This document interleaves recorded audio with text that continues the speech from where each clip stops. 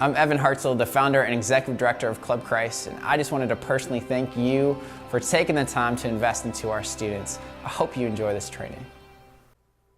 Hi everyone, I'm Angela. I'm the program director here at Club Christ, and I'm so excited that you're joining us as a volunteer. Let's get started. So, why is Club Christ here? Why do we go into these at-risk communities to serve students? Here are some statistics that will show why. I'm sure many of you are aware that Nevada is unfortunately 49th in the nation in regards to education, and we've been hovering near the bottom for several years now. 1 in 4 students live in poverty. All the students that we reach here at Club Christ all live in poverty. Additionally, 1 in 2 students receive free or reduced lunch at their schools. Again, all the students that we serve receive free lunch at their schools. 30% of students in Clark County will drop out of high school. And if you're a minority student, that number increases. In fact, 2 out of 5 Hispanic students will not graduate high school, and 50% of African American students will not receive their high school diploma. We don't want our students to be those statistics. And right now, only 29% of 4th graders are proficient readers. We know that researchers tell us that if students don't read at a proficient level by 4th grade, their life will face a lot of serious challenges. And so we work really hard here at Club Christ to help them beat those challenges by becoming better readers. So, we exist to empower urban youth to transform their communities for Christ. And how exactly do we do that? Here's our plan. First, we invest. We invest into our students through mentoring and relationship building, which is where you, as the volunteer, come in. We also connect with families through parent newsletters that we send out quarterly and different community events that we host throughout the year. These events are a lot of fun, and we hope that you'll be able to join us for one of them. Next, we equip our students. So we equip them with the academic skills and knowledge that they need in order to succeed in school. We also equip them with a biblical foundation through our Bible studies that we provide once a week. And lastly, we launch. Our goal is that students will leave Club Christ whether they graduate or even when they move, and they'll be prepared for their career, for college, or their calling. So now, working with students, what does that look like for you? First, let's go over student interactions and safe touch. Appropriate touch. Side hugs and high fives are okay. We never want students to sit on our laps, and we want to make sure it's always appropriate. Additionally, if you're ever in a room with a student, you want to make sure that the door is always open. Never close the door in a room when you're with a student. You want to always be visible. Outside activities. Anytime you want to take a student or a group of students to an event, so maybe it's a sporting event or something that's happening at your church, we love that idea. Just connect with the center director for approval, and we'll follow up with you on that. And lastly, for interacting, you want to keep your money. Never give money to students, even if they ask. Likewise, if a student is selling something for school, never purchase anything from them as well. Sometimes we do have to discipline our students here. In that case, the first thing that you want to do is get smaller. You want to position yourself at the same level or lower than the child. We never want to be towering over a student when we're redirecting their behavior. You want to make sure to talk in a quiet and calm voice, staying very even, staying very neutral. Sometimes our kids act out because they're used to getting attention for their negative behaviors. When that happens, we engage in a practice that's called planned ignoring. You don't want to give specialized attention if the student is purposely acting out. If that happens, you can begin to praise all of the students around the misbehaving student by saying what they're doing well. Almost always, the student that has been misbehaving will redirect their behavior into a positive manner so that they can get that positive affirmation from you. We also would like to provide our children with choices. In those cases, we give as much control as possible to the student while still ensuring the desired task can be accomplished. So you can use phrases like would you rather or do you prefer. For instance, Ricky, do you prefer to work on your sight words right now or would you like to work on your homework? And that's great because both of those options are wins for us as volunteers and as staff. And so it's really just allowing the child to make the choice to feel like they have the power to make a decision while still getting done what we need to get done in that day. Praise. We love praising our students here. And the desired ratio is 3-to-1. So 3 praises for every 1 correction that you have to give a child. And you always want to be specific in your praise. You never just want to say, good job today. You want to say, Marcel, I really liked how you came, got your pencil, and took out your homework and got to work right away. That was awesome to see. Thank you. When we are correcting students' behavior, it's a 3-step process. The first step that we always engage in is providing them with a reminder. We want to remind the student of the rules at the center and then also the inappropriateness of their actions. When you're giving a reminder, you want to be sure to do the following. First, explain why their action was not okay. Second, you want to remind them of the consequences. So it's not only the consequence here at the center, but apply it to a broader context. You know, what would happen at school if you did this? Or what would happen at home if you did this? And then you want to encourage them again at the end of the conversation. Again, bringing you back to being positive and affirming them. I'm sure you won't do this again because you're such a great leader. I'm sure you won't do this again because you're such a role model to the younger students here. Sometimes though, the reminders don't work and we have to go to the next step, which is a one-on-one conversation. This is when you, if you feel comfortable, or the center director, if you prefer, will speak to the student privately. During this time, we will remind the students of the reminder, so like what we had talked about beforehand in their behavior. And because the students did not listen, they're gonna miss out on something. So they may lose computer privileges while they're in the reading room during the free time. And then we'll discuss with the student how they can handle the situation differently next time. We want them to know that there's a replacement behavior and a replacement action for what we're asking them to stop doing. This is important. If someone's feelings were hurt, we want to make sure that that student apologizes to the student who was upset by the situation. Likewise, if we'll have the student apologize to you, the volunteer. And lastly, if those 2 steps haven't worked, the 3rd step is when we send a letter home and we make parent contact. At this point in time, the center director will write up a little report, send it home with the student, and we'll connect with the parent via text to let them know what happened. The parent will then have to sign the letter and return it to the center director, who will have a follow-up conversation with them about what happened. And if we go through all those steps and the student still is not listening and following directions, then unfortunately we will have to expel the student, but that has been very rare, which we're very grateful for. Okay, next up is tutoring. So what we do to help our kids get better with their academics. So the goal of homework time. There are 2 goals during homework. We want every child to receive 2 things. The first is positive personal attention from an adult, you the volunteer, and then also an increased understanding of the subject matter, so that when they go home, they can finish their homework, or when they go back to school the next day, they have a good grasp of what we talked about. So what does that look like when you're working with a student on their homework? First, you want to review the homework concept with them, whether that be vocabulary, or spelling, or multiplication, or borrowing, whatever that looks like, review that with them. You want to use visuals and hand-on tools. So we have a lot of great options here for you. We have mini whiteboards that the students love to use. We have educational manipulatives. We have calculators, all provided for you to help equip the student with the skills that they need. You want to break it into steps. Chunk it as much as possible and be clear in the steps as you explain it to the student.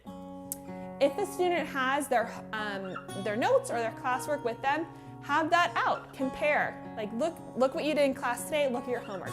How is it similar? How is it different? How do we get to solve this? Do a few problems together. The most important thing though is as the students are doing the problems, you want them to tell you the steps. We want them to be able to process it in their own words and be able to own their homework. Every student, when they come in, every kid has a folder. And so here's an example of one, Ricky. So when they come in, they give us our homework and we place their homework in their folder. It's always clearly labeled and it's always on this side. If there's nothing here, there's no homework for the day. But we always make sure there's plenty of work to work on. So in every student's folder, in addition to the homework, if it's there, you'll find extra work, which is just a packet that you'll work on with the students. And then our students also have workbooks. Some of our kids have the workbooks in their actual folders. Other students have workbooks to the side, and the center director will provide those workbooks to you for the student. When they're in the workbook, they can just do 1 or 2 pages a day, and all of the workbooks work on reading. Now, some students, because again, they struggle with reading, may have sight words and or they may have a fluency packet. So if a student is working on sight words, it looks like this. We assess our kids 3 times a year, and so the words that are in these little pouches are words that they missed. So initially, they're not going to know them when we give them new words. But when you sit down with a kid, what you'll do is you'll have them read the word. You want them to read it, you want them to spell it, you want them to use it in a sentence over and over and over again. Once a student has mastered all of their sight words, you'll let the center director know, and we'll get them a new set of sight words to practice on. Now, some students also have a fluency packet. This is for our older students in particular, as well as some of our younger elementary kids. And so, fluency is the ability to read words in your passage just correctly without any interruption. And fluency is a critical reading skill because less fluent readers struggle greatly with comprehension because they're so focused on trying to decode the words that they forget what they're actually reading about. And so every day, if a kid has fluency, what you'll do is you'll give them the packet, they'll read for a minute, you'll time it on your phone, and then at the end of the minute, you'll count up how many words they read. And at the bottom, you'll write the date and how many words they read. Once students have read all of the words in one passage, you'll note that on here, and then they'll begin the next passage. The other part of our program, so when students aren't working on their homework and doing tutoring with you, they're in our reading room. And in our reading room, students engage in one of 2 programs that we have, Reading Eggs or Ticket to Read. Reading Eggs is for our younger students, so our K to 3rd graders. And this program works on decoding and phonemic awareness, so the very basic building blocks of reading skills. There are 120 lessons total on Reading Eggs. The other program that we use is called Ticket to Read, and that's for our upper elementary students, as well as any 3rd grader who is sufficient at reading as well. And so Ticket to Read works on fluency, vocabulary, and reading comprehension, and there are 16 levels with 30 passages per level. Tips for success. Sometimes we'll have volunteers help the center directors in their reading room. And it's a really fun opportunity just to work with the students and see how they're doing with their reading on a more detailed level. So if you're back in the reading room, the most important thing right there is to make sure the students log in with the correct information. We have a sheet back there, you'll just want to check it, but for the most part, students log in with their first and last name, all lowercase, all one word, and their password is almost always just their first name, again, all lowercase and all one word. So, we're asking a lot of you as volunteers to help with our reading, and so you're probably wondering, does all of this even work? And the answer is yes, greatly. So some data from last year. So last year when we assessed our students at our centers, only 58% of our kids who are in K to 6th grade were reading on their grade level. Throughout the whole year, they did awesome, the volunteers were awesome, and at the end of last school year, that number increased to 81% of our kids reading on or above grade level, which is huge, huge, huge, huge. And 72% of our students improved their reading level by half a grade level or even more. All right, so the next thing we're going to talk about is safety. So, during an emergency, you'll hear the center director say the code word, which is Napoleon is here. If you hear that, be ready to take the appropriate action. If we need to do a shelter in place because of a situation that's in the community, the center director will ensure that all the doors are locked and inform each adult of the situation. During that time, we will move the students into the rooms, away from the windows and away from doors. Your main role is to make sure that the students remain calm and you keep them engaged in the activity that they were doing prior to the shelter in place taking place. You'll then continue as normal and you'll wait for further directions from the center director. Once the all clear has been given by proper authorities, then we'll be able to release everyone. If we need to evacuate the learning center, we'll safely and calmly guide the students out of the building. We'll meet in the courtyard. On your first day here as a volunteer, the center director will show you exactly where that spot is so you know. Once we get to the courtyard, we'll take roll to ensure that we have all of our students with us. If a medical situation were to arise, call 911 and only give as much medical assistance as you are qualified to give. You or a student will inform the center director of the situation. You'll want to keep the injured student calm and ask all uninvolved students to move to another location. And then at the end, you'll complete an incident report so we know what happened. We do have a first aid kit here with Band-Aids and wipes. And again, on your first day, the center director will show you where that is. If a student has a cut, you're more than welcome to get up and get a Band-Aid for them. Threats. If you were to see a weapon, you want to calmly clear the other students from that area, and you want to tell the center director immediately. If you were to hear that a student has a weapon, you want to treat the situation like a student does have a weapon, in which case you'll clear the students again and you'll let the center director know, who will then handle it. Now we're going to talk about child abuse. Here at Club Christ, we are mandated reporters, so we take this very seriously. Child abuse is when a parent or caregiver, whether through action or failing to act, causes injury, death, emotional harm, or risk of serious harm to a child. Unfortunately, 28% of children are abused. Children under the age of 5 are the most vulnerable. 1 in 10 children are maltreated, and 1 in 5 girls will be sexually abused in their lifetime.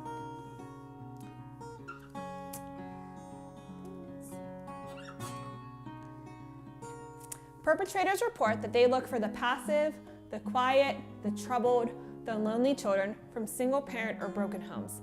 And those are a lot of the families that we serve here. What are some risk factors?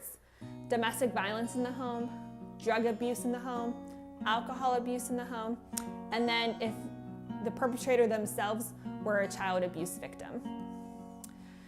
Children from low-income homes are at 3 times the risk, so we want to always be on alert and aware that this is a very real possibility for the students that we serve. You want to listen to your instincts and report to the center director immediately if you feel like something is off. If you're engaging with a student in a conversation, you never want to ask yes or no questions. We just want to allow them to talk. Allow it to be a free-flowing narrative by them. Long pauses are okay, and you yourself want to count to 30 in your head before speaking to them again to allow them the chance to continue talking. So what are some warning signs of abuse? Unexplained injuries, drastic changes in student behavior, if they have 1 or more of the risk factors in the home in which they live, if any PTSD symptoms or medical complaints such as headaches, stomach aches, nightmares, panic attacks, feeling very anxious, or if they're emotionally volatile. When you're talking with a student, once the conversation seems to be over and the student seems finished, allow it to be over. Don't press them for any more information. If you notice something, a way that you can start this conversation, if you feel comfortable, if not, then you'll let the center director know. He'll take it from there, is you'll say things like, "You've been different lately." And you can say, "You've been more sad lately." Or, "I've noticed you're a little angrier than usual. I'm concerned about you. Can you tell me more?" Or you may say, "I noticed you have a bruise. Tell me about it." And allow them, again, just to talk to you while you simply listen. All right, So now, the other great part of what we do here at Club Christ, in addition, besides the academics, is our faith-based program. So we offer Bible studies to our students. Parents can opt out of Bible study because it's optional. However, almost all of our parents have always, over all the years, agreed to allow their students to stay for Bible study. And because of that, we encourage you, as appropriate, to pray with our students, to share Bible stories with them, to share your own story, again, as appropriate, to invite them to appropriate church events, checking with the center director first. And so we offer Bible study lessons for our younger elementary students, our upper elementary students, and our teen students, all completely tailored to their own needs and what challenges and obstacles they're facing. All right, so now our expectations of you, the volunteer. We love our volunteers so much, and so we greatly appreciate when you can arrive 15 minutes prior to the program start time. So if you're coming at 2:30, if you can show up at 2:15. If you're coming for a teen time, which starts at 4, if you can be there by 3:50, that would be awesome. And we recognize that emergencies arise, but we would love if you could please inform the center director at least 24 hours in advance if you're unable to come to your tutoring session. That will allow us to fill your spot with other volunteers. We also encourage you to keep your phone away. If you receive a phone call that you need to take, go ahead and take it. Just let the center director know and step outside. And then, of course, the most important thing is we just want you to have fun, to love on our students, to build relationships with them, to laugh and be silly. Thank you so much for your time. We're so excited to meet you, and we can't wait to have you join us here at Club Christ. Bye. Look at that smile. Oh, real smile. Okay. I don't like smiles. All right, Amani.